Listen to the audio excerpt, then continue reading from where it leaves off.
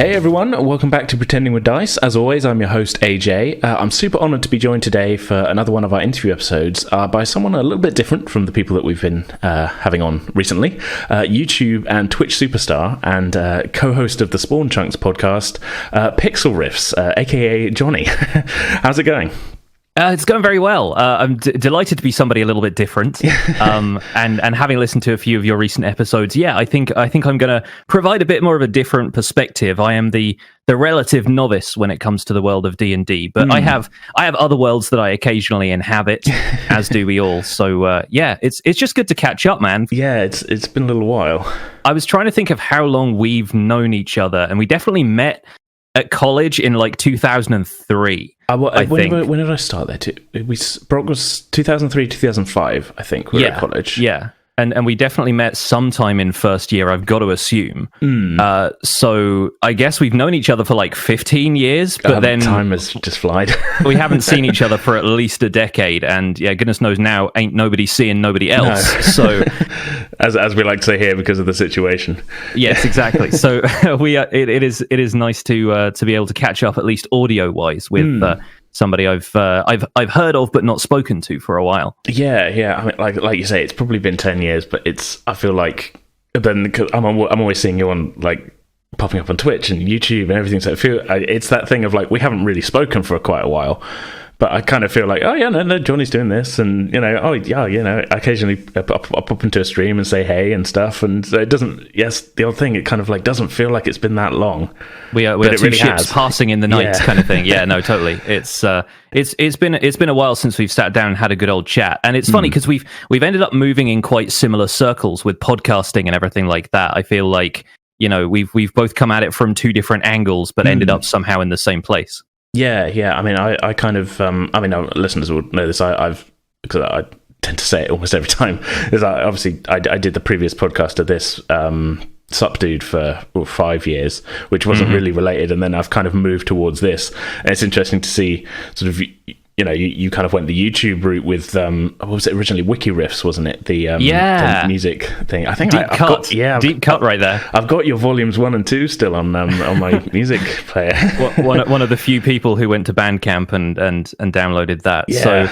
So should I start there? Should I explain to people what that is? Because let's jump in. Give our listeners who may or may not be familiar with your work, but just a bit of an overview of sort of what it is you get up to, sort of thing. And start at the beginning, maybe.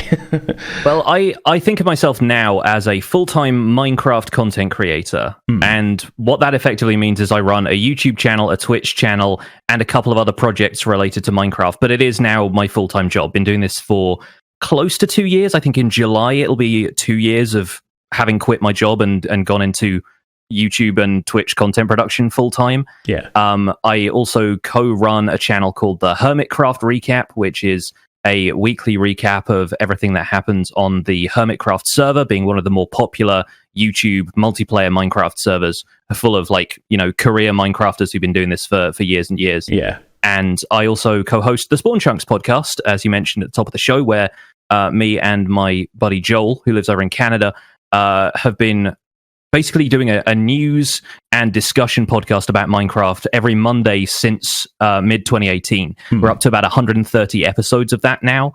So that's kind of my day-to-day. Where all of this started was, I guess, wanting to do something with music production, because you and I went to the same college, and that was where I started my kind of music tech education, and from there I went to Leeds College of Music studying music production, which is how come I have a decent amount of recording equipment and was already set up for like the audio side of what I do already. It's why podcasting comes to me relatively naturally, and like all of the YouTube stuff, like audio was always one of the key components of it to me, because you think about the way you watch a Twitch stream or a YouTube video, you're probably not actually looking at it with your eyeballs 100% of the time. It becomes background noise for a lot of people when they're doing other stuff. So the audio side of it was really important to me. But coming out of university, I wanted to do something with YouTube since it was still like a growing medium. I think I got into YouTube stuff in around 2009, so maybe 3 or 4 years after the platform really got popular. But around the time people started to branch out creatively with it, do sketch comedy. People were making money out of it at that point, and it just seemed like a fun place to just dip my toe in the water and do something creative. Yeah. At the time, I'd been working in bookshops with the vague idea of like, hey, maybe I'll get into creative writing and do that. And then when that really didn't work out for me, I didn't have the patience to follow through with it. I'd do a musical project, I'd start writing songs, and then 6 months later, when that didn't really go anywhere, I'd be playing video games for about 12 months, and then I'd get back into creative writing, and my creativity would kind of go in cycles. I can see all the elements coming together there. I mean, right. Yeah, exactly. Like, Yeah. it's somehow the perfect storm occurred a little bit later. Yeah. But Wikiriffs was the first real go at doing a creative effort on YouTube, where every week I would go to Wikipedia, click that random article button in the sidebar, and then whatever came up, whatever article it suggested, I would write a song about it and then publish that next week and do the same thing over and over again.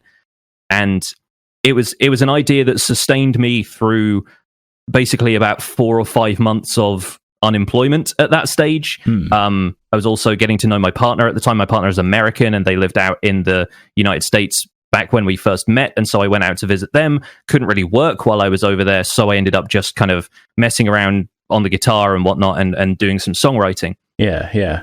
I think I'm trying to think back, and I remember there was a couple of videos. Was there one with you in an elevator or something? Yes. Yeah, and that was that filmed over there? I'm racking my brain because, like you say, it's been a little while. That was filmed actually at the San Jose headquarters of Namco Bandai, where my partner was working there as a QA tester for about 6 months before everybody got laid off in that usual game development cycle. Sad but true. And the lift there, for whatever reason, I was like, oh, I guess I've got a song that I've got to write about a hotel. Let me write a bossa nova song that sounds like lift music, and it's somebody stuck in a lift at a hotel.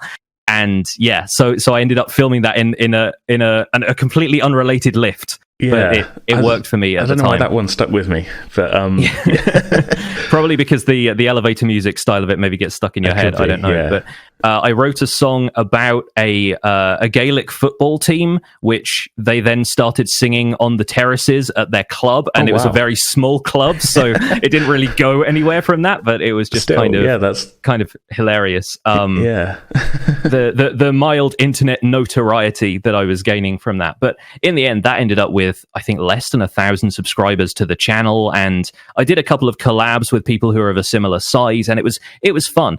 I think the highlight of that was going up to see a mate of mine from that YouTube kind of circuit, from the smaller like vlogger scene, who was sort of following on from people like Vlog Brothers and Wheezy Waiter and a lot of the creators who really sort of attained their popularity in 2009, 2010-ish.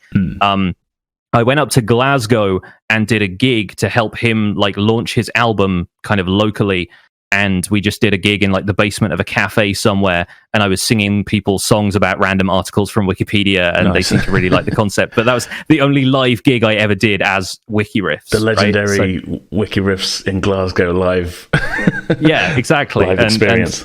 And one night only, basically. It's like my entire career as Wikiriffs sort of summed up in that moment. But that was the early inklings of, I want to do something on YouTube, and whatever it is, it might work out for me eventually. But I probably better get a real job in the interim. Like the music stuff wasn't quite going as speedily as I'd hoped. I mean, to rewind a second, like, I mean, we'll pop straight back to this. This is my terrible interviewing style. But yeah, it's interesting, like you say, coming from the music production background, having all of the kind of kit and decent equipment and things being like a good sort of jumping off point to being like, oh, okay, I can do this. Is YouTube and Twitch streams and things that I already have the equipment, because that's pretty much where I'm coming from. Totally. Yeah, I mean, all of my equipment, even though we basically most of the time use it for playing D&D, is all like music recording equipment. I'm basically talking into a drum mic right now, I think, and stuff.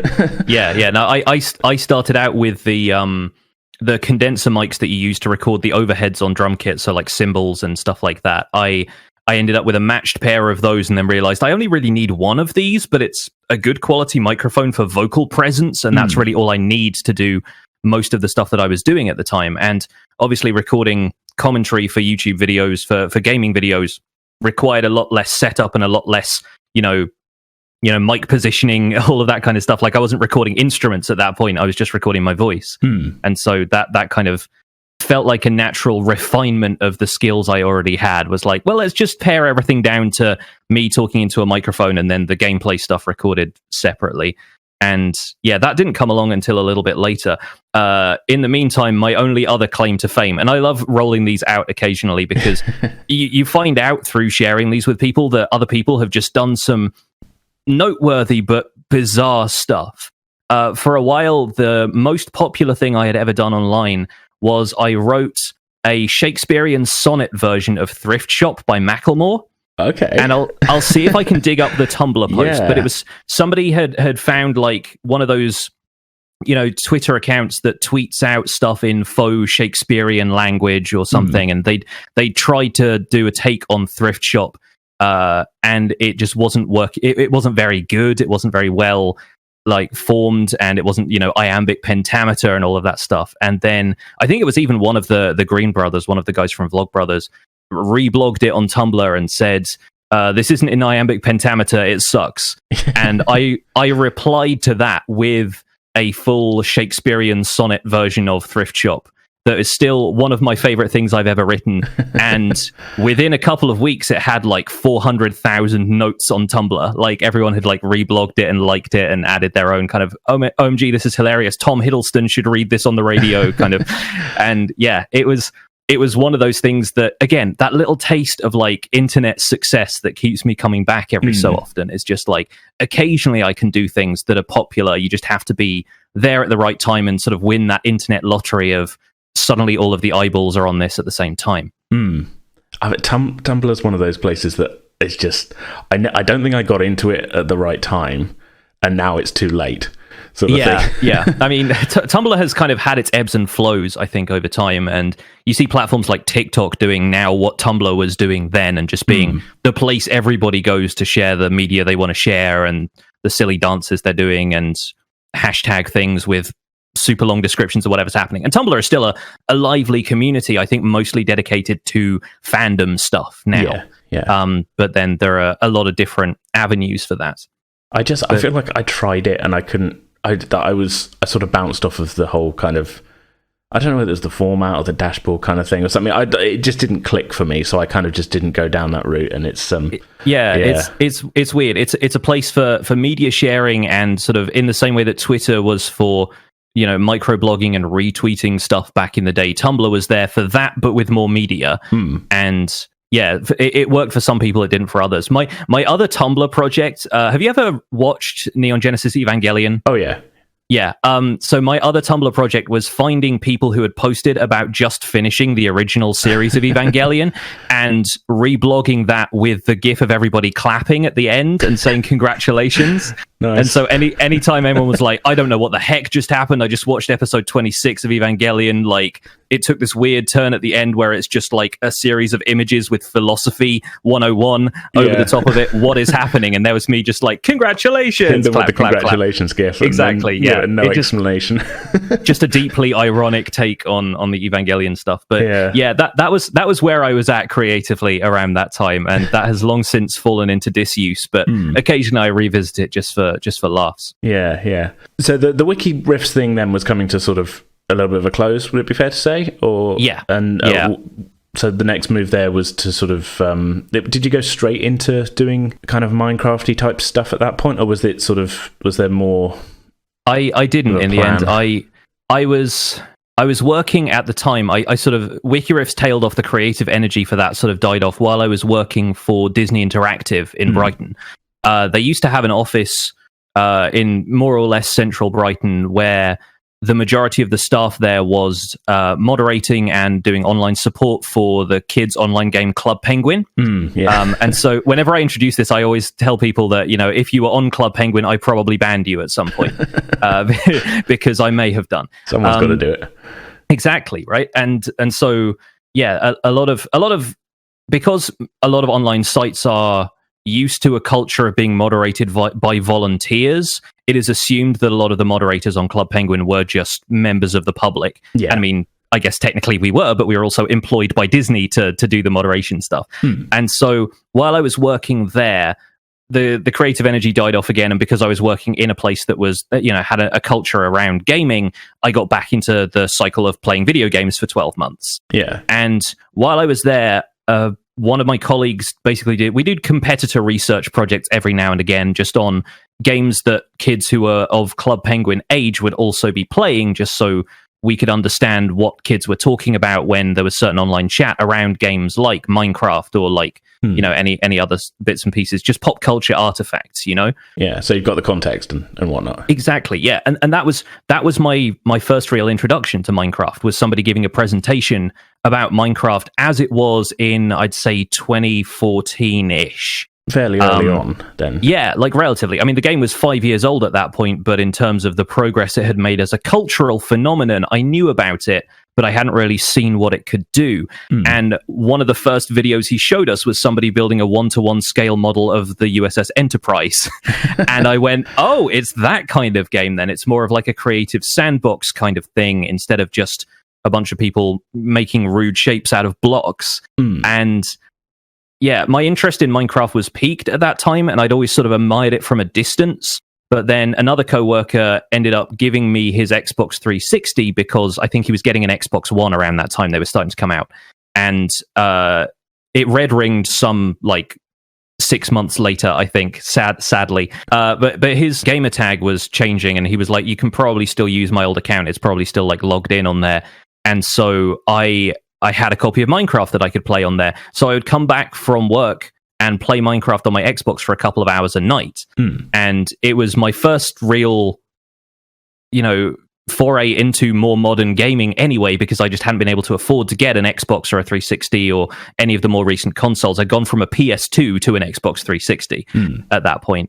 And so I just started tinkering with stuff, and then I'd start getting obsessed with it. So I was reading the Minecraft wiki to find out what some of the other features of the game were on the bus on the way to work.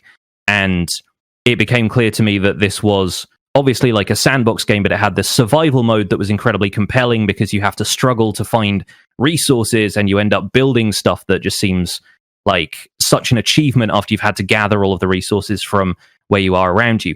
Around the same time, my brother-in-law, my English brother-in-law, because I kind of have to point in two different directions for my brother-in-laws, because the one who is married to my sister, he started playing Minecraft on PC, and he fairly quickly joined a friend of his who was on a multiplayer server, and everybody on there made YouTube videos. And obviously at the time, there's a huge Minecraft YouTube culture even then. I was watching other people playing Minecraft for the first time and getting a feel for how they played and what projects they were taking on.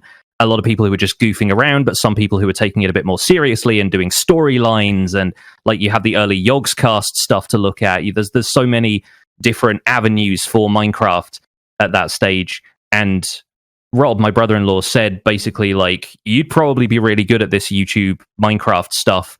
Let me build you a PC out of all of these spare parts I've got lying around. It probably won't be able to run anything more intensive than a Linux operating system, and you can maybe record Minecraft in 12 FPS at the same time.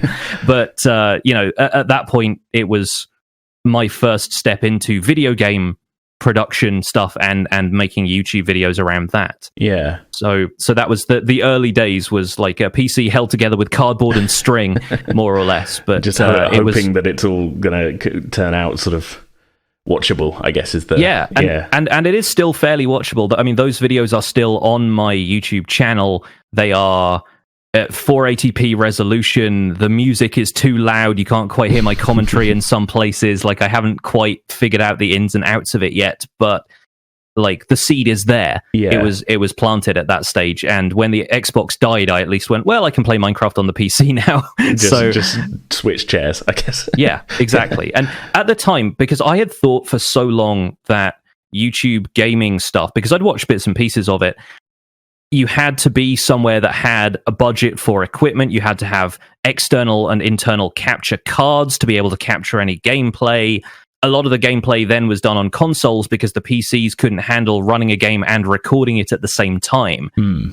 And then as hardware sort of moved on, it became quickly apparent that no, this was something you could build a PC to record and, even stream, record, and play a game and commentate it all at the same time. And that was the state that, accessible consumer hardware had got to at this point. So it started to become a more real prospect for me. And sooner or later, I think I got a bonus from work one year around Christmas. I put together a budget, improved the components of my PC, and then I was starting to make things that were, if not like outside of the range of quality that I was in already, then at least like looking a little bit sharper. And I was able to record audio to the computer itself to go along with the, you know, embedded in the video recording, instead of what I was doing at the time, which was recording the audio to my laptop separately and then syncing them up in the edit afterwards. It was like flashbacks of similar thing. Like when back in the Supdude days, my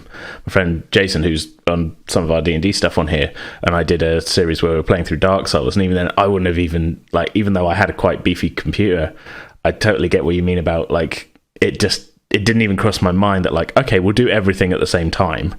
So it was, we were recording audio in Cubase, and I was surprised it would do that while we were playing Dark Souls. Yeah. While I was filming us with my SLR camera, and then having to sync all of that up in an edit afterwards for a YouTube video that I hadn't even discovered Handbrake at that point. So it was like, and I've got my slow internet connection, so it's a YouTube video that's going to take 6 hours to upload. and there are some places that still do that as well as an editing workflow, especially if you've got multiple people recording in the same room. Like, you know, when back before the pandemic, when folks like Achievement Hunter were still recording from their office, they would still record all of their microphones to a separate audio feed and then sync all of that stuff manually by clapping or, you know, counting in or whatever. And like, it just seemed like the obvious workflow to me at the time. You could also have the audio recorded independently so that you could balance it later. And obviously later I found, you know, software was actually capable of recording multiple audio tracks at once. But at the time I was like, I don't even know what I'm doing at this stage. So the technicalities of it sort of exposed themselves to me further down the line when I was able to afford some slightly better hardware. And at that point, the Pixlriffs channel had been established for a little while. I was chugging along with maybe like 200 or so subscribers. That's still a good start, I think. Yeah, I mean, it's a good start. I think it was maybe like at that point, third of what WikiRiffs had done. And at the time, obviously, you're making stuff as a hobbyist at that stage. And back in, what was it, 2015-ish, 2016 maybe, you know, the YouTube stuff was not, I mean, somehow it wasn't as big as it is now. It's only exponentially grown since I started doing it, really. But I was just making videos for myself, for a couple of other people on the server, and mostly, having played solo on Xbox the entire time, I was excited to share Minecraft stuff with people because I really didn't know like what it was like to be part of a community where you could learn from the people around you and learn to build cool stuff and just study the way other people played the game. And Minecraft is like that. It's a platform that has so many diverse ways of playing. It's completely unlike, you know, more linear story-based let's play kind of stuff where everybody is experiencing the game more or less the same way. Maybe making a couple of like dialogue choices or character customization happens a different way. But Minecraft has that infinite replayability of, you know, next time you can build in a completely different style. You can do, you know, farm resources completely different ways. There are so many different approaches to it that you learn all of that stuff being part of a multiplayer community. You're sort of making this is how I'm going to cleverly tie this into D&D. You're sort of making your own kind of stories with it then, really. You've got the sandbox to work in, and then off you go. Much like tabletop role-playing games. Yes. There we go.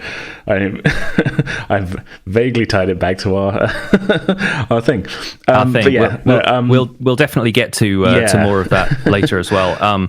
But yeah, like the collaborative process of building a world is basically what you're doing, and it's a really fun process being part of that with other people, and you learn a lot about what your boundaries are when it comes to that stuff as well. So how much you want other people to interfere with your builds. When you're on a multiplayer server, there is kind of typically a culture of good-natured pranking that happens where, you know, if your base looks kind of funny, like if it's built in front of a mountain that looks like a dog, somebody will come in and sculpt the mountain so it looks more like a dog. But they'll put a collar on it that's got like gold blocks on it or something. And so like if you needed some gold, that's a way of them delivering something to you whilst also joking about the fact that you chose a really weird place to build your base. yeah, and there's stuff like that becomes part of the collaborative process. Yeah. Going from like the 200 sort of subscriber point, then, what do you think was the thing that really kind of lit the fuse and propelled the channel forward? Then from there, the springboard really started with I was making a couple of light tutorial videos for little details that I was discovering you could build with some of the features in the game, mainly focused on building and little redstone gadgets and stuff like that. And one of those got picked up by a much larger creator called OMG Chad, who runs a channel called OMG Craft.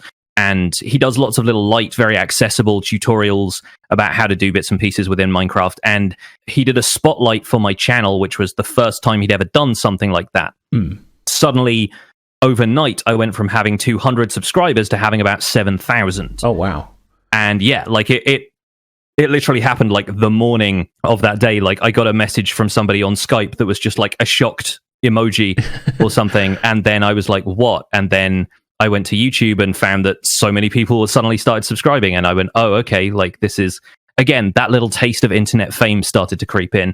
And it sort of leveled out very quickly after that. Like I was making some fairly pedestrian YouTube Let's Plays at the time. The tutorial stuff was still gaining traction, but the Let's Play stuff that I preferred doing, really, that kind of balanced all of the intensive work that goes into a tutorial, it wasn't really getting as much traction. And so from that point, things started to drift back down to a fairly comfortable level. You know, subscribers is really a vanity metric on YouTube. What you need to look at is how many views your videos are getting on a consistent basis, because there are people out there with like millions of subscribers who are just old subscribers and don't really watch their videos anymore, and they're getting like a 10,000 views per video, if that, you know. So I was less concerned about that, and I wasn't making any money out of it at the time. I think I started a Patreon around then and got like a little bit of money trickling in from that, but definitely not enough to consider, hey, let me quit my job. Unfortunately, that decision got made for me because Club Penguin's entire office in Brighton got shut down and I got laid off. While I was while I was looking around for another job, I put a little bit more time into the tutorial production stuff, and I started on a series of fairly accessible tutorials for buildings that you could build in a 16 by 16 block area, which is like one chunk in Minecraft terms. That's like a single area that the world will load. And those got really popular. Specifically, there was one I made with a castle. They're just like a kind of castle keep with 4 towers, a very basic like Lego set looking castle. Yeah. But that ended up getting, in total, I think about 500,000 views. Just because it hit search terms. It hit that YouTube algorithm sweet spot of it showed up in a bunch of suggested videos. And one of the first things that newcomers to Minecraft look for is like, oh, I'm going to build a castle with all this stone I've just mined. How do I do that again? And so they found a fairly accessible castle tutorial and they came back to it a whole bunch. And yeah, from there, I made a fairly successful series of tutorials that would get, you know, around 100,000 views a piece, started to tail off again towards the end of that. But tutorials had always been something that was driving new people to come to my channel, and the Let's Play stuff would keep people there if people wanted something that was a bit more long form to follow. And that's a kind of format that still, you know, exists in Minecraft and is fairly celebrated. So the kind of thing that people arrive for the tutorials, stay for the Let's Play. Yeah. They sort of they've learned from you and they want to see what you're doing with the stuff that you're sort of showing them how to do, I suppose. Yeah, exactly. Yeah. And then from there, I decided, well, why not combine the two? And there had been a few successful tutorial Let's Play series in the past. Probably the most famous being by a guy called Paul Soares Jr., who did a series called How to Survive and Thrive in Minecraft. But that was pretty outdated at this point. It had been recorded several versions of the game ago. And I thought, well, why not do a more updated version of that? Because new mechanics were being introduced to the game around, I guess, 2018, like middle of 2018, there was an update that completely transformed oceans. So oceans had been fairly plain before, but now they had kelp and tropical fish and turtles and dolphins, and the player could swim, you know, in ways that, you know, previously you just kind of bobbed up and down in the water as though you were running on the surface. Yeah. And so I thought, well, this seems like the right sort of time to revitalize that tutorial Let's Play format and teach people about all of the new stuff that's been added to the game. So I started the series that has been effectively like the flagship series for my channel for the last couple of years, which is the Minecraft Survival Guide. And that was really where everything started to kick off for me. At that point, I went from 40,000 subscribers to the amount I have today. Like today, I'm over 700,000. And all of that really came from the momentum that Survival Guide had in the early days. And, some recent stuff I've done has, popped up again. And I think Survival Guide Season 1, as it currently is getting a little bit long in the tooth because there's another update to Minecraft coming this summer that is completely changing caving, and a bunch of stuff about the world is going to be updated again. And so even though this world has persisted through the last few updates, and the Minecraft team are really good about making updates compatible with your old world, so you can just bring them forward into the newer features. I think this is going to be the time that I'll reset and I'll do a Season 2 of the Minecraft Survival Guide, start a world from scratch again, and see how that goes from there. Survival Guide, the next generation. Survival Guide 2 Judgment Day, back in the habit or whatever. But yes, there's any number of sequel titles I can give it.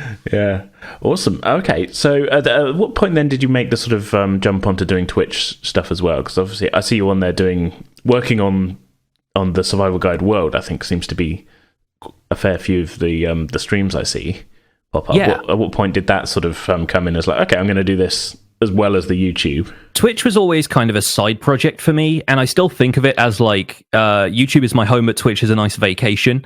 But yeah, Twitch has gotten to be a fairly big deal now, and I started off streaming stuff on YouTube, which it made sense to me at the time because YouTube was starting a streaming platform, YouTube being such a popular destination for video content anyway, and I guess you already had the platform as well. Exactly, my audience being there, right? And so I started out streaming on YouTube, but that was a few years ago when the YouTube series, the tools that they had in place for chat moderation and even the chat itself, none of that stuff has ever really been that great, in my opinion. And it's something that I think Twitch did a lot better. Twitch has a sort of built-in culture around live streams already. They understand that they are a destination for live streams in the same way that YouTube is a destination for video, and they don't try and overstretch themselves too much on that score. Twitch still has its issues, don't get me wrong, but I think YouTube is kind of trying to do too much and is becoming a jack of all, master of none when it comes to any format other than just uploaded video content. Yeah. So I made the move to Twitch, and at the time I wanted to find something to do other than Minecraft, and so I started playing back through the Final Fantasy series. Oh, God. Yeah, no, I'd forgotten you did that. I definitely tuned in for a good chunk of Final Fantasy V. I do know that. Yeah. And some of those I'd never played before. Like, I hadn't played any Final Fantasies before, I think, 4 and then 6. So 1, 2, 3, and 5 were completely alien to me. I'd never seen them before. So playing back through those was fun on Twitch, but again, it was kind of a side gig. It was like relatively low numbers because here I am playing retro games and it's not the hot stuff that people are interested in now. It wasn't really what you're known for as well, I suppose. Yeah, exactly. Yeah. And there might be a new Final Fantasy title out, but then everyone's going to look for people watching that. And even then, the streamer culture around that type of game isn't as big. And then I started thinking, well, I can also use this here and there as a way to do behind-the-scenes work for some of the larger projects in Survival Guide. And back in those days, streaming Minecraft used to really stress me out because there was a lot of backseat gaming and there were a lot of people like just impatiently asking me about what the next YouTube video was. And that was when I was streaming on YouTube because I think the YouTube audience didn't really get what the atmosphere of a live stream should have been. And starting to play Minecraft on Twitch, I didn't feel as much of that anxiety. And I think a lot of it was just down to the Twitch audience being a little bit more chill to begin with. I guess like with the YouTube audience, they're kind of used to sort of tuning in and seeing a more kind of polished final video, would you say? Yeah. Whereas I guess on Twitch, viewers are sort of expecting to be kind of along for the ride, seeing the sort of raw process of you doing stuff in the game and whatnot. Exactly. Yeah, they're about the journey, and the atmosphere around it is different. It's more of like a chill hangout with your friends on the couch while they play games, rather than coming to me for tutorial stuff. I've definitely found that. I've been streaming Tomb Raider, the original 1996 one, on weekends recently, and it's you know, I'm not what's the term? I'm not doing numbers. You know, it's me and my friends hanging out and watching me fail at Tomb Raider, basically. Yeah. But I like the chill atmosphere of just like, okay, you know, I'm just going to be rambling, complaining about the controls for a couple of hours, and it's a good time. Always what happens when you're playing a game from that era as well. Like they recently re-released Super Mario 64 on the Switch as part of like a 3-pack of Mario games. Every streamer I watched play that game was like, wow, this is nostalgic for the first minute, and then after that they were like, oh my god, the camera, it's so bad. So I feel that's where I'm at with Tomb Raider. I'm like 3/4 of the way through the game or something, and the whole time, like I would say, a good 90% of my stream is me going, "Why won't she jump where I tell her to jump?" Lara, get on the rock, get on the rock, Lara. Yeah, no, entirely. Yeah, I feel you, and it was sort of like that with those early Final Fantasy games, really. But that to bring it back again to D&D was part of what got me into D&D as a concept. Like there were people hanging out in the chat talking about how, you know, the Final Fantasy monster lists from, you know, the bestiary for those early games was basically lifted entirely from Dungeons and Dragons. Yeah, there's very much a monster manual connection there. It really is. Yeah. Stuff down to like the character classes and the abilities and stuff like that. And you know, the stories at that point are so basic because it's limited by the memory of a NES cartridge. And it was really interesting learning about how the Japanese versions had much more complex stories because Japanese can be told with a much more concise character limit on screen. Yeah. Whereas because you know, individual characters you know, it can mean a lot more, and you know, one letter can be a whole word, more or less. That's simplifying it, but that's basically what it comes down to. And so, yeah, the English translations of it had a lot more simplistic dialogue, I suppose. But yeah, that really came down to the realization that those like early video game RPGs are just people trying to play D&D against a computer instead of having a DM. Like the DM is the cartridge, is the memory for the game. Trying to take the table experience and be like, well, how do I do this alone with a controller in my hand? Exactly. Like, how do I create a challenge for myself that doesn't have to rely on other people being there and everybody being like super sharp and everything? And of course, that leads it to, well, there are only a limited number of ways that you can play through this game, sure, but you know, that's where side quests and stuff come in later iterations. But yeah, at the time I was sort of realizing that a lot of the video games that I'd played in the past also had a bit of that D&D flavor, like text-based adventure games from back in the days of, you know, green on black computer screens, had all basically been the computer as the dungeon master. It gives you a description of the area. You can say which do you want to go north, Y/N, and you know, use key on door, that kind of stuff. Like it's effectively the same thing, and just in a fairly basic text-based storytelling format.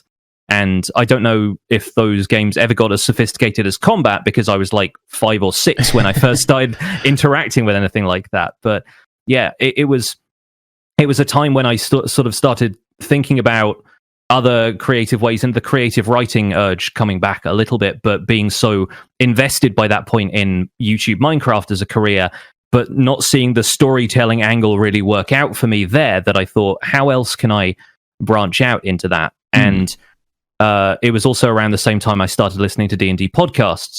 So I got really into the Adventure Zone, which I'm sure is a lot of people's gateway drug for D&D in general. And I'd always had this impression previously, as I'm sure many people do, of D&D being a very sterile, rules-based, nerdy, kind of nitpicky, backseat gamey kind of environment where everybody has very specific ways they want it to be played, and the maths is all very, you know, 1 + 2 + 2 + 1.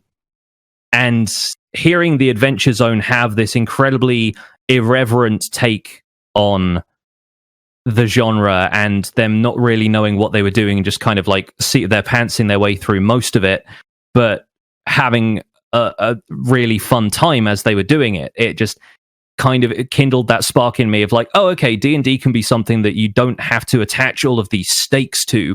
You know, the story can get that way later, but at the beginning it can just be you and your friends having a sort of collaborative storytelling session and having fun with it. Yeah, making jokes about elves and stuff.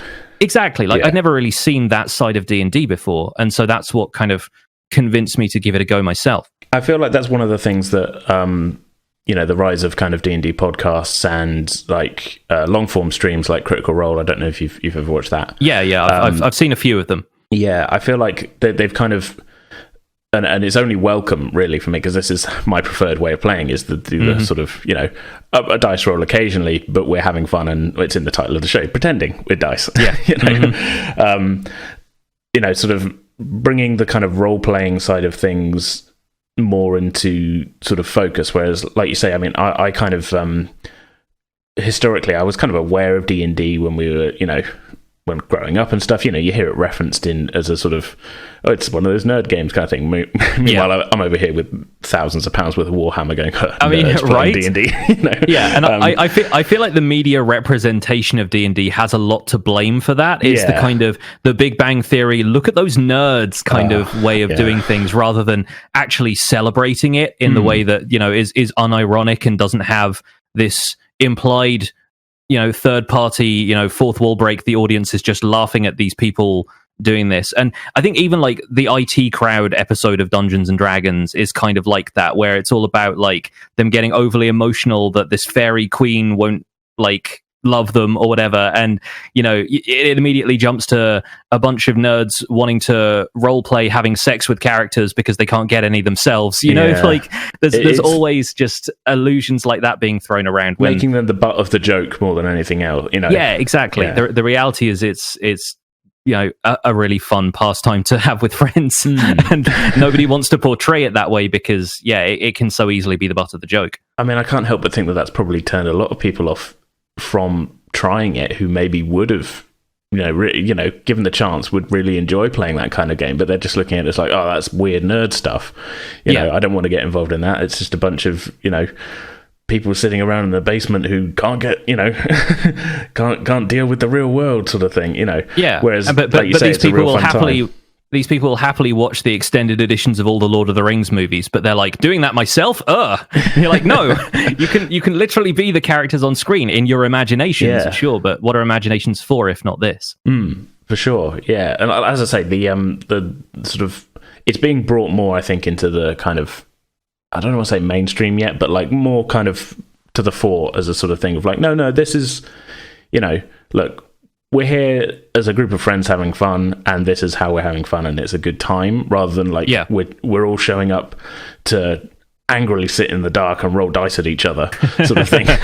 Yeah, I think it's also paralleled the rise of board games that aren't just Monopoly and Cluedo. I think is another way that has been brought into the forefront, is by people understanding that sitting around a table and playing a board game doesn't necessarily mean you will have to be miserable. And I've got so into a newer generation of board games. I mean, classics obviously like Catan and Ticket to Ride, but like some of the newer stuff that's coming out. Did you know that Stardew Valley has a board game now, by the way? Yeah, I think I did see that, and I thought, oh, how's that going to work? Because I mean, in my head, I'm thinking like, well, I play Stardew, and I'm just like, well, I'm just doing farm stuff, It looks so good though. It's actually a fairly faithful simulation of how the game works, but in board game format, and having to complete bundles for the community center and stuff. Like, we could do a whole separate podcast just about the two of us having played Stardew Valley recently, because oh man, like that has been for me now what the Final Fantasy RPG streams were for me then. Just one of those things that I can do instead of Minecraft occasionally, that is just want to just have a chill time on the farm. Yeah. But it's just as absorbing and just as fun, and the new update for it is so good. I have been enjoying it. Yeah, as you say, we could do a whole separate podcast about Stardew, exactly. But I have been enjoying it. But the point is, like, this more modern approach to board games is happening, and as a result, it's getting people back into board gaming as a hobby, where previously their experiences of that may have been, arguments around a Monopoly board with their family. And I think maybe that also draws people back into tabletop role-playing as a potential source of fun. And so, yeah, I ended up buying the core rule books with the thought of, I can see myself maybe getting into this. If it doesn't work out, at least the art is nice, and it could provide some inspo for Minecraft build stuff. Like, if I see this really interesting cityscape drawn on page 5 or whatever, I go, okay, maybe I can take some inspiration from that. And I've been using a bit of concept art to try and inform some of the stuff I was building in Minecraft anyway, so it made sense. But then, my partner and 2 of our friends were all interested in trying D&D out. And so I wrote a one shot. But it was going to be a one shot. It was more like 2 sessions for one sort of adventure. But we got into that. I took the role of DM, and I really feel like I had to lead the charge in a way, because it was going to be my enthusiasm that was driving the whole thing to begin with. And my friend Joel, we actually did a podcast back when I was first getting into D&D, and he was like, if you're throwing a party, you don't invite everybody over to a party and then expect them to cook for you, So I was that was my feeling, was like, I have to kind of take the reins. Yeah, you come prepared, sort of thing. Exactly. And so we did character creation with them, and then we put together this one shot, and it was fun to homebrew it, I think, because I knew these people well enough at this stage to know that they weren't necessarily going to be into all combat all the time. Like, they wanted a mystery, they wanted some puzzles to solve, they wanted to have a little bit of variety injected into it, instead of it being a really combat heavy thing. And at the time, I didn't really know what to search for when it was like starter adventures, and there are loads of them out there, I'm now coming to realize, but I just didn't know where to look. So there's sites like DM's Guild and things like that, where there's so many good things on there.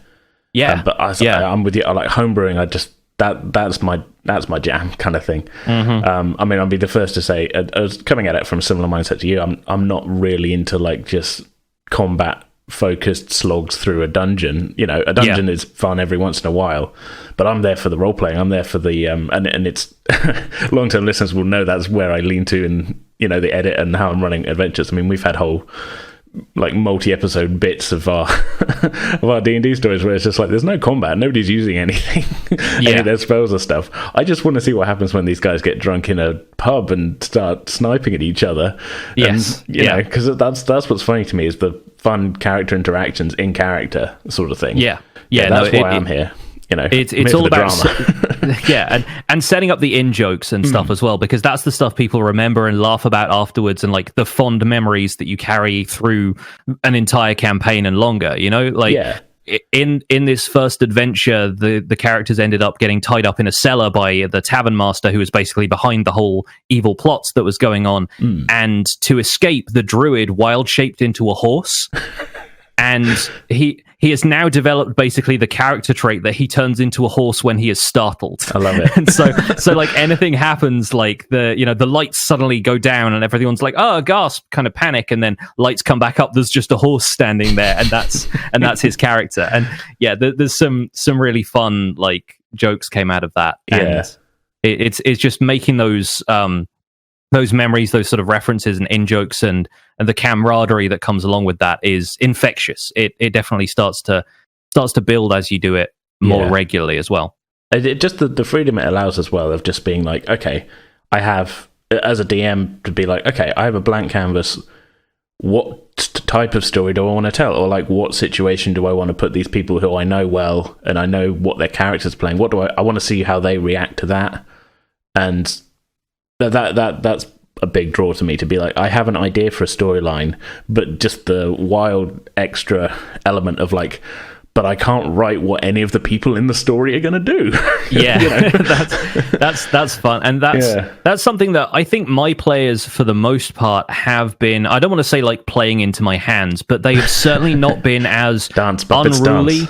They haven't been as unruly as I understand some other folks are, and it may be just that this is their first real experience with D&D or anything like that. But I feel like a lot of the time they've kind of followed the critical path through this adventure thus far. Like they haven't come up with any wild ideas that have completely turned around my plans.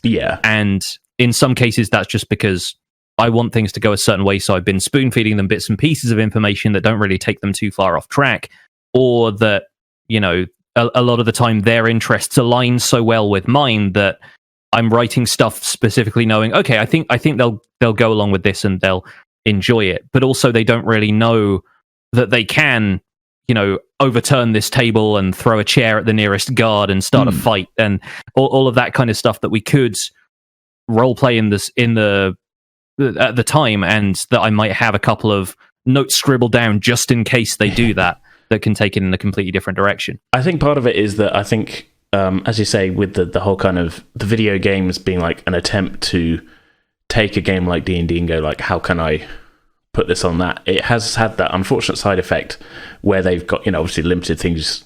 Is that there's going to be a limit to the number of different outcomes in a role-playing video game. It's had this sort of side effect of kind of almost limiting people's idea of what they can do. Yeah. So it's always a bit of a battle. I mean, with the people I play with now, they're fully, shaken of this. I would like to think of the idea of like, well, what can I do? And it's like, well, what do you want to do? Yeah. Sort of thing. That's what I'm always sort of trying to get that across of like, okay, you're in a room, like you can do whatever, you can try whatever. It might not succeed, but you can try it, sort of thing. If you want to, like you say, flip over a chair and do whatever, even if that's 100% something that would just be, I don't know, out of left field, you can do it. I'm not stopping you, sort of thing, and that's an odd sort of it's about breaking out of that, like, okay, what are my actions? And it's like, well, what are my possible actions? And it's like, well, it's not really limited. It's just, what would your guy do in the room? Yeah. And I think as they get to know their characters a little better, they are coming up with that stuff a little more. And I think at first, like, I've taken a lot of lessons from the way video games structure things for the sections where I want to hold their hands through it a little bit. Like the opening sort of combat experience in the one shot that I did for them when we were all brand new to it, I basically had them fighting a practice dummy so that they could learn how to attack. Okay. And, I basically had like a tutorial mission set up for them so that they would be able to learn everything before we got onto a larger campaign. And so I think they grasp the basics of that fairly well. They're not all like full-on gamers in the same way that I am. I think Michael has played the most games out of all of us.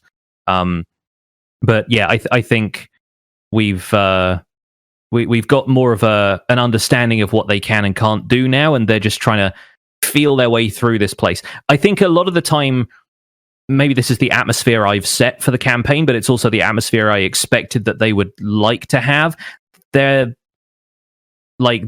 not too keen on just like upsetting people. They prefer to act like normal, rational members of society, even though a lot of D&D campaigns are much more like gung-ho adventure, we kill whoever we want, murder hobo kind of status. I think they are much more interested in having something where they are at least morally not completely bankrupt, and they have they're effectively living out of a loft apartment in this town that I've made up now and going on adventures. And again, with the video game influence coming back into it and a little bit of the Minecraft influence with terrain and structures often being procedurally generated, the way I have them dungeoneering is that the underneath of the city that they're in is basically constantly changing. It is this sort of labyrinthine set of corridors that sort of like the staircases at Hogwarts, it just changes constantly and nobody knows where the next doorway is going to lead.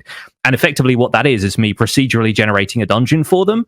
And so each time they open a new door, I have them roll on a table and it determines what room they're going to come out into next. That's a good framing device. I like that. It's a sort of, like you say, at any point they could choose to delve into the dungeon. It'd be different each time. Sort of thing. I like it. And that ends up being quite a lot of work for me because I have to come up with a series of rooms they can potentially go through, and there is usually, an enemy encounter and objective. I have a loose idea of what I want them to go through each time, but it kind of splits off that way. How they get there is going to be up to the dice, like you say. Yeah, exactly. Yeah, and that I feel like gives them a little bit more agency in how they explore the world at the same time, because they feel like they are influencing things. And it can also kind of put them on their toes when I'm like, okay, roll a d4. And they're like, oh, what's it going to be? And it kind of increases the tension in a way that I don't have to do too much environmental storytelling to really kind of set up this feeling of tension. And that's led to some interesting stuff. There's a couple of times when I've used dice rolling mechanics to just identify what details they pick out about a room, and not just like in a perception check kind of way, but I'll put them in a museum that's full of magical artifacts, and I'm like, roll on whatever skill you want to, and I'll let you know what catches your eye. And I have like a full list of, if they roll a DC 15 acrobatics, then maybe they notice some especially cool looking climbing gear or something. And I basically signpost all of these things that I'm like, you could probably steal this if you wanted to pull a heist on this museum. And most of the time they haven't. They don't seem to think, well, I could just roll in and take this. And so they're not fully committed to the swiping all 100% loot every room kind of. Yeah, exactly. And so putting some of that in their hands is going to be an interesting challenge. But I've started to work out, because I've been writing so much of this as I go, just sort of not really having a solid idea of the plot when we started, but then finding out what details they latch onto, what the plot then becomes. And at one point they go to this museum that's kind of the centerpiece. They have found, in one of their early dives into the ruins, they found a copper dragon scale that was just like in a chest somewhere, like somebody had kept it as a trophy. And they delivered this to the guild that they're working for, and the guild is like, this needs to go in a museum. This is like an artifact of huge historical importance. It belongs in a museum. Well, exactly, right? Yeah, and they are literally working for half-orc Indiana Jones right now, which is the best thing. Yes. I have, I think I have Gnome Indiana Jones in my setting. Oh, do you? Yeah. It's funny how often Indy pops up in these things. Yeah. But so they go to this museum because the scale is being put in an exhibition, and I had them explore the museum and again roll on a table to see what came up. One of the things that came up was, like, in a glass case somewhere there is a deck of many things, and all of the kind of like the tarot card implications and a couple of them are like into tarot reading and astrology and stuff like that, so they're instantly like, oh, a deck of cards that can have untold consequences, this seems cool. And then later on and later on I have the villain steal that from the museum. And so now the villain has that, and anyone who's had experience with the deck knows that a lot of the time it just brings ruin on the person who is drawing the cards. But there are a couple of ones in there that can really shake things up, and so I've effectively plotted out what order this guy draws the cards in and how it's going to affect the adventurer's story, and he's basically going to be kind of like the fulcrum on which the entire story rests, and how they react to the stuff he is doing is going to shape what the conclusion of this part of the story is. But it's been a really fun experience so far, just kind of picking out details of stuff that they focus on, things that they catches their eye about a certain room, or the things that they think are happening that I'm like, no, that's not what's happening, and then I'm like, but maybe it could happen, and then I start to write it into the next scenario. I mean, that's one of my favorite parts of running the game, is to sort of see what the players are responding to and sort of lean more into that than anything else. I mean, I've never really been a fan of like fully, railroading people through a story, because it feels like, what's the, why are we even doing this? This is, you should just written a book kind of thing. So being able to sort of take what they're having fun with, or what they're sort of seeing as important, and kind of, just letting that be the focus, I think is one of my favorite things. Even if if I've got the storyline kind of written, if they've latched onto the 100% wrong thing, I'm not going to stop them from doing that. It just might not work out for them later on, sort of thing. But I'm not here to go like, no, that's not the thing, you move on to the next room, and that kind of thing. It's sort of nothing. I think I've said this on one of the other interviews, nothing takes me out of as a player, nothing takes me out of a scene faster than being railroaded. So I don't like doing it as a DM kind of thing. Totally.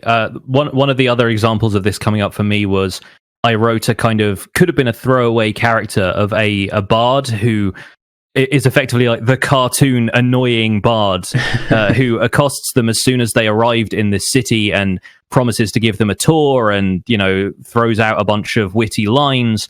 And then it turns out this bard has an accomplice who's trying to pickpocket them the entire time. And they got real mad at the fact this bard was trying to do them over.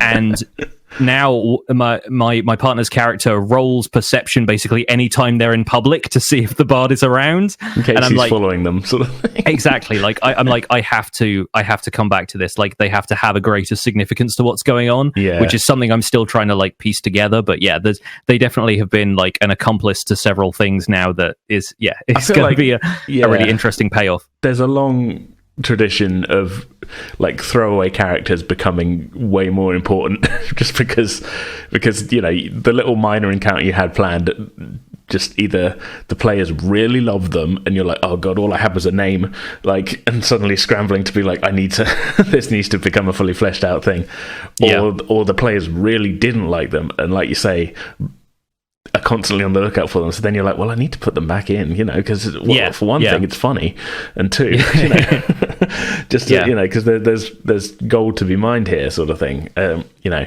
we've had whole. It's usually kind of I've had an idea of where they've gone, you know, oh, I just want to go to the shop and look for this, and something's like hit me, and I've gone, okay, well, maybe it's this guy, and they've like latched onto it. I mean, a notable thing was a random brainwave in one of our when would this been third D&D story arc on the podcast. They went to. I didn't plan for them to go into this city at all. I just mentioned that was if they'd have taken a right at the crossroads. And I don't know whether they misunderstood me or were just like, I want to see that. I shouldn't have mentioned it at all. So they were like, we're going to go into the city. And I was like, oh, but the quest is the other way. All right, okay, I guess we're going to the city. You know? So they were like, okay, we need to buy a map. And I was like, well, okay, let's just make the shopkeeper the cousin of one of the characters as 100% coincidence. Yeah, and now it's someone, and I put on a stupid voice and things, and now it's someone I feel like I've definitely got to bring back. Because I mean, Mark, who was playing the character who was, you know, it was his cousin. He's playing it so well as like this sort of like awkward kind of, but still trying to be polite kind of guy that he sort of almost agreed to come to tea one day with him or something. And it's just so that, I mean, that was 100% just like them going, we want to go to the city and we want to go to a shop. So I'm just like, okay, well, now I have a whole bit where he's going to go to tea with his cousin when they come back from this quest and everything. You know? You're like, now I'm planning a tea party in this adventure. So like I say, it's stuff the stuff that I always find the most fun is the stuff I haven't planned usually. So the emergent gameplay is so that's important. The term. Like this couldn't be. I mean, it could be written beforehand, I guess, but it's not. And that's what's fun to me. It's just like, oh, where are we going with this? Let's see where we end up, sort of thing. That's you know, and there's part of the reason why I kind of got into this type of game is just sort of like, okay, I have ideas for stories. Let's see what it's going, and then immediately found like, okay, I've sort of written a thing, and it has not survived contact with the players at all because they're going in a 100% different direction. But I like it, sort of thing. Is you know. Other people often have better ideas than you had in the first place, and it's kind of painful, but you have to use that pain. You have to turn their ideas into something that looks like you planned it the whole time, and that's part of the balancing act. How often do you find yourself on the other side of the table? Are you a player in anyone else's campaign? Not at the moment, no. But I do it. I was a sort of long-term player in. We have quite close connections with another podcast, Penance RPG, and I was a sort of long-term player in two of their separate series on that, which was good. They don't play D&D as such; it's more of a homebrew system that Nikolai, the GM, sort of has come up with. But yeah, I mean, I haven't really played a lot since then. I've done kind of one-off games here and there, but never as much as I would like to, really. But yeah, it's fun because I've had the chance to be a player a couple of times with another group called the 8-Bit Community, who are a bunch of Twitch streamers who have their own community channel where they play Dungeons and Dragons a couple of times a week with different groups. And what I think of as the main campaign, although I'm not sure how they really think of it, they had guests on for like 2 episodes at a time. And since I know a couple of them pretty well just through Twitch, I was invited to be on 2 episodes of them playing through Sunless Citadel, the 5th edition version of Sunless Citadel. And so I turned up as a drunken master monk called Banjo for 2 episodes, and it was a riot. It was so fun, and especially since once again I felt like the stakes weren't weighing my shoulders down too much because I was just going to leave in a couple of episodes time, and it was just a chance to step in and have fun with those guys, and they were clearly having a great deal of fun, and you know, just doing whatever. One of the characters just takes things off the rails constantly, to the point where we did another like charity one-shot stream playing, I think, a free scenario. I looked it up online. I think it's called Trouble in Waterdeep. Okay. and it's just like a plague story kind of thing. That rings a bell, actually. I don't know whether I might have looked at that at one point. Yeah, I think it was from one of the sites like, DM's Guild or something, where occasionally they'll publish something free for people to check out. But yeah, I was playing a different character in that, but one of the characters from the main campaign, who's like the completely chaotic ranger, if people donated a certain amount to charity, he would just turn up and do random stuff. Like he would like hurl a cabbage at people and then roll to see how much damage it did, and like he was that's a good charity goal kind of thing of like, hey, yeah, exactly, it's good to have little fun things of like, hey, we'll do this in game if you do this sort of thing. Yeah, his first action, I think, somebody donated, and his first action, he sort of came in from off screen on somebody's webcam and was like, "I draw my bow and pointed at Pixlriffs," just instantly. Yeah, no, it's been great as a player, just occasionally letting the chaos take over and not having the stress. But I also like being the one who's holding all the cards. Sometimes I like knowing what's going to happen in a story. I feel like I do have a little bit of a tough time snapping myself out of the DM mindset kind of thing of like not over analyzing, but sort of I guess fully immersing myself like away as a character, because I'm so used to 99% of the time when I'm running, playing a game, I'm running it. So I do have to have one foot outside of the story as to sort of with an eye of what's coming next, and that kind of thing. Yeah, you don't want to be metagaming in your own head when you're at somebody else's table. It's sort of it makes sense, but it's been a really fun experience just writing this story as a creative writing exercise and seeing where the others take it. And we've only really managed about one session per month on average. There was a large stretch, obviously, with the situation where we weren't playing at all for about 4 months, and now we're just kind of getting back into it again now that things have started to settle down a bit. But oh god, I'm really looking forward to actually being able to play a game in the same room as my players and have one of those old school style D&D sessions where it goes basically all day. Is just like that'll be a holiday to me at this point, because one of our players is in America and one of them is here, and then obviously it's me and my partner in this house, so we all have to play late in the evening for us, which is like early to mid morning for California time, and then obviously we only get like 2 or 3 hours there before the folks on this side of the pond want to go to bed. And inevitably I feel like I'm not able to tell as much story as I can, and so sometimes I get a little bit lazy prepping stuff, and I don't have a huge amount of stuff figured out at that stage for where things could go. But I'm having trouble like balancing the amount of time I need to put into my YouTube and Twitch stuff with writing this campaign on the side. It's something that needs a lot of discipline, and that's still something that I'm feeling out right now. But with the characters we've got going on they're up to, I think, level 4 right now. Okay, and they're getting a little bit of progression under exactly, their belt, and I think they're going to go from levels 1 through 5 basically in this city, and then we'll see where it goes from there. They've established the motive that basically they all want to travel on a boat at some point. Just a boat, like no, one of the warlock, my partner's character, is a shipwright by trade, and came into the warlock powers after they made their sort of masterwork boat out of some wood that was part of like a fairy grove, and so they now have the Fae, and the Fae in this world we kind of decided between us have more of a kind of ancient South American kind of flavor, more like the drawing on like the Aztec Maya kind of feathered serpent style of sort of mystical deity, and so there's a lot of interesting flavor to that. But the boat being made out of this specific type of wood, they kind of went, well, that's not on. But then the warlock was making it for a guy who turned out to be a really bad guy, and was like, okay, I don't want to give him this boat anymore. Can you then hide it? And so there's this kind of bargain going on between the two of them, and like that's starting to play out. And so eventually I might give them access to that boat, and then they do some seafaring stuff, or maybe they return to a port town and they just kind of bring their knowledge of shipwright stuff into play here and there. I don't know. I'm still trying to think about the future whilst also keep myself in the present for the stuff that I've got to finish writing for this one. But it's a really neat story with the folks we've got so far. Yeah, I mean, this is with that whole kind of look into the future. I'm kind of in the process of. I mean, we have announced it. We are going to be doing a longer season of Star Trek Adventures on the podcast. I'm kind of at the point where I'm writing stuff.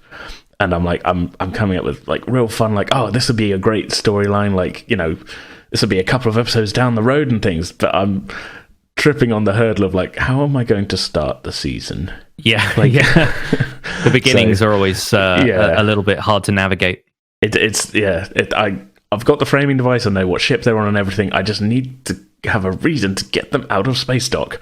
And I'll get there, but it's just one of those things where I'm just I totally I see where you're coming from on that, of like the horizon's over there, just trying to, I need to force my head to look down at where my feet are standing is the the thing. And it's something I've not really done yet, is delve into other systems and other settings. Like everything we've done so far has been D&D, because that's something that, again, we all have this sort of shared cultural knowledge of, even if we're starting to dismantle that and fill it in with our own details. Yeah. We haven't thought, oh, let's play a Shadowrun game for our first ever tabletop RPG. I wouldn't recommend that. Yeah, no, exactly. I follow it's tough going. I follow a Shadowrun podcast called Fun City, who are currently doing a mini arc in a completely separate system, because they're like, Shadowrun is intense and we can't do this from lockdown, from being in each other's houses. And yeah, I think it's also just a fun time to try something new if you are used to that kind of environment already. And the arc they're doing right now is in a system called Stillfleet, which is kind of it's in development right now, and they're like the first podcast to really get a feel for it, because the GM from Fun City knows the guy who writes Stillfleet. Right. Okay. And yeah, Stillfleet looks really interesting. If you've ever read any kind of like high sci-fi kind of stuff like Frederick Pohl, or any of you think like Golank's sci-fi masterworks, but in a tabletop RPG. It's like 200 million years in the future or something. So anything we think of as humanity now is all just like archaic technology, and I think humanity has evolved so many times that it just doesn't look like what we think of as humanity anymore. There are so many different weird alien races, and everything just gives itself a license to be absurd, and Escher-esque is like a big concept in it. There's so many ways of like dimensional space folding in on itself, and the dice system for that, I think, just assigns a series of the polyhedral dice to certain characteristics. Okay. So you're rolling 20 for some stuff, but like if you're rolling your will dice, depending on what your character build is, that can be a D10 or it can be a D4, and you might not have as much will, just like your will is capped at whatever die you choose to assign to that. So your strength has a wider range it can go into, basically. Yeah. And so there's a really neat system at play there, and having gone from Shadowrun to that, they're like, oh, thank God! Like, I was getting sick of the sight of D6s. Well, we did a short Shadowrun thing on the podcast. This was a couple of years ago. Eden, who's on a lot of our stuff, ran it, and we just building a character was so. I found it so counterintuitive, because I was coming from. Yeah, but I think the last thing we'd played before that was D&D 5th edition, and. Well, there is a little bit of flipping back and forth in the 5th edition rulebook. It's still fairly straightforward to build a character. Yeah, and I was really struggling with the Shadowrun book of like, wait, I've got to figure this. Like, where's that come from? And then on the day we started, and Jason had just basically found a pre-gen character and gone, I'm playing this guy but with a different name. And I was like, why didn't I think of that? Like, yeah, exactly. It's funny how D&D has really stood the test of time. I think because it's had such a root in cultural stuff that everybody seems to have some contact with. Like, if you've heard of a fantasy setting, you know what D&D sort of looks like. And the mechanics of it, the dice rolling system, is not perfect by any means, and I know a lot of people who've tried to kind of unpack its flaws, but it's very accessible, and I think that has just contributed so much to how well D&D has done compared to systems like Shadowrun that are just almost impenetrable to look at first glance. I mean, and I was coming at it as someone who runs a tabletop role-playing game podcast and everything, and I'd been DMing D&D for years. I'd played before that. I'd played Star Wars Saga Edition, which is, based on an older version of D&D, so it was a little bit more, impenetrable than 5th edition is. So I wasn't coming at it as like, this is my first game. It was, and even then I was still struggling with like, I just want to make a guy. I want to make a guy with a gun. Let me make a guy with a gun, Shadowrun. Why are you making it hard for me? Maybe he'll have a metal arm. Maybe he doesn't. Why does it have such statistical implications? Yeah. So yeah, I mean, I feel like accessibility is a really, what you say, a really important thing with this. I mean, because we like the setting. Shadowrun, it's really interesting, and like Eden was running it, as I say, and he'd kind of come up with a sort of custom sort of place we were. I say custom. He'd do you know visit Cern Abbas in Dorset, where it's got the giant with the the chalk giant in the side of the yes. Yeah. He'd kind of loosely based it on that, but it was like the future because it's Shadowrun. So like a neon giant on the side of a hill. Well, I feel like, I can't remember if he'd said that had been changed or not or anything. But basically, that was the village where we were at. So he had a fun idea for a setting and things. So we were all up for playing. It was just making it hard to do. That was, we wanted to get into the game and we wanted the setting. And I feel like we all just kind of went, that was fun. We had a great time playing, but never again. It was, there was just, it was tough going. And then, basically anybody, you can say, oh, we want to play D&D. Can you make a character? And it's not a big deal kind of thing, It's something you've done like thousands of times before, more or less, at that point. Yeah, and my group has now started building other characters just for, the off chance that either their current characters end up dying or that they want to do other bits and pieces. Like the guy who plays the druid, Michael, is very keen on writing a scenario for like a one shot that we're going to do in future that he wants to try DMing. So I think once we're done with the current arc and that sort of area of the story has wrapped up and they're moving to the coast or wherever we have them go next, I think he's probably going to do like an interstitial story where we roll some different characters and he's going to do something different. And I will inevitably make another monk because I'm obsessed with monks now. I feel like it's a fun class. Yeah, they don't get played often enough, and I think some of the most fantastic stuff about D&D as a system is that it's been expanded so much since 5th edition first was published that you now have basically every class can fulfill the role of basically any other class. Like I was looking at the Way of Mercy monks, and that's just a fascinating discipline to begin with, but also having a monk who's like primarily a healer and it's different fulfills spin on it kind of thing. Yeah, exactly. Kind of fulfills the role of like a paladin or cleric with like a life domain sort of thing or whatever. But then you can have a healer in your party without them really obviously being a healer, and you can have so many different origins for these characters that explain that. And I think monks just have such a broad variety now that it makes them a really interesting class to play.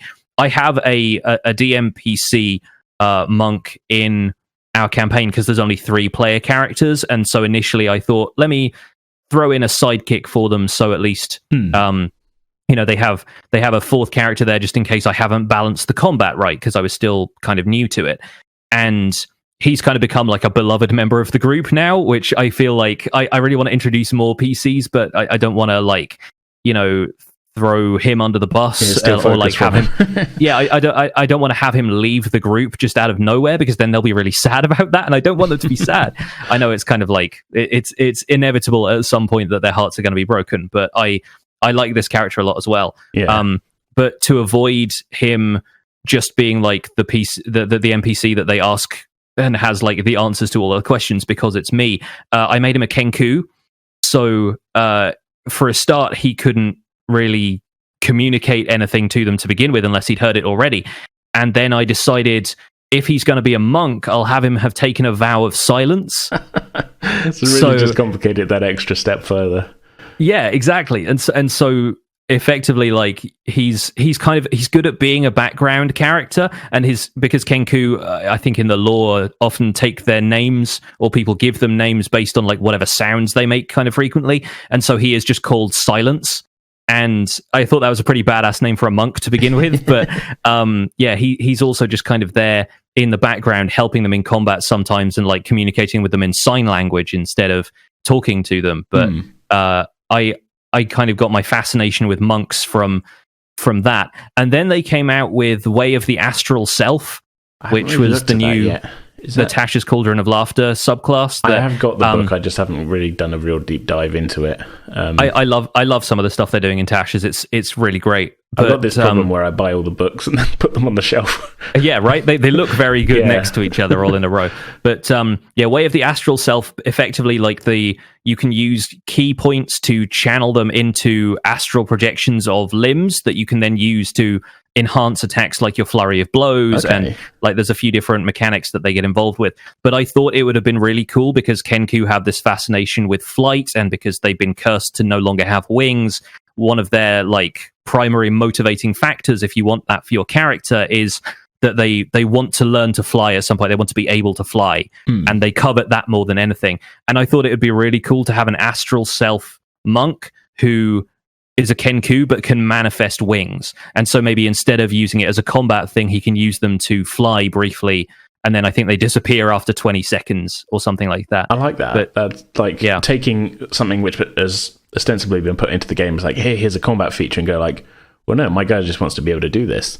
He doesn't want to do it. He doesn't want this ability so he can hurt people more. He just wants to be able to, have a little bit kind of overcoming an ancestral curse with like enough training and discipline and stuff just kind of really appealed to me. And in the same way that him having a vow of silence, kind of that's his way of rebelling against the sort of the curse that's been laid on them. And I have an astral self monk planned, but he's a tabaxi who has like additional tails, and then it becomes like a very Naruto multi-tailed beast kind of flavor to it. I always can't help but think multiple tails. My brain immediately goes to Sonic the Hedgehog and Tails. But, no, absolutely, It's like, and maybe he could still fly with them. Who knows? Yeah, but, could be. Yeah, they are astral. Who knows what they can do? Absolutely. But do you find that you gravitate more towards characters who are kind of unique in that sense, in like the more exotic races and stuff, or do you tend to find you prefer like, okay, most of the world is going to be elves, dwarves, and humans, so you kind of stick to those a lot, or do you find yourself gravitating out towards some of the more exotic stuff? I do, a little bit further afield than just sticking to elves, dwarves, and humans. But I feel like there is I'm rather than sort of looking at like, oh, there's not many of these in my setting. Let's see what one of them's like. I kind of tend to I usually leave that to my players, because I can usually count on someone to go, I'm going to play X, Y, or Z, and it's going to be something a little bit further out there. Yeah. So if I'm, as I say, 99% of the time I'm DMing, and I haven't really got many DM PCs. There's a couple sort of who pop up every once in a while. But I prefer to sort of maybe put a bit more of my time into making a sort of more in-depth kind of history of someone who they're going to run into a little bit more often, if that makes sense. But I do, sort of, because I'm coming at it, like I say, always from more of a kind of world building sort of side of things, I think, because I'm most of the time not assuming I'm going to be playing. Is sort of the thing. But there's sort of, the more rare ones do kind of tend to add an interesting element of flavor, whether it's just like, their absence in the general world makes their appearance here more interesting, just as a general concept kind of thing. That sort of thing is always quite interesting to me. The sort of thing of like, oh, we don't see tieflings around here, very often.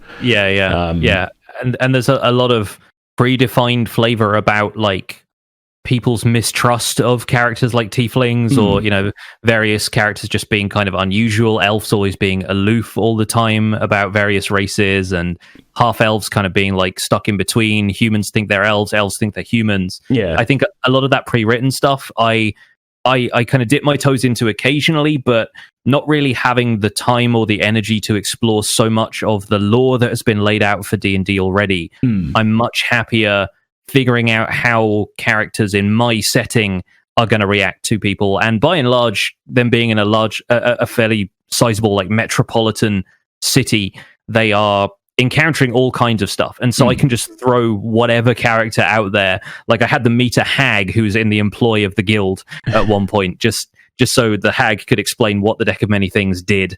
And yeah, there's some fun stuff you can throw out there without really having to consider the kind of canonical implications of what that character being there means. Yeah, it's I can throw you a sea witch if I want to, like whatever.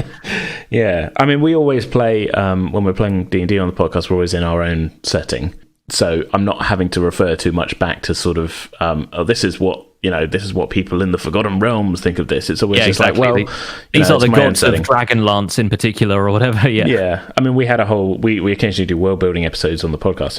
I think actually when this is going out, the previous episode will have been a world building episode, where we're just basically building stuff on the for our setting kind of thing. And we had a whole episode where we were like, okay, let's pick and choose which gods we're having in our setting.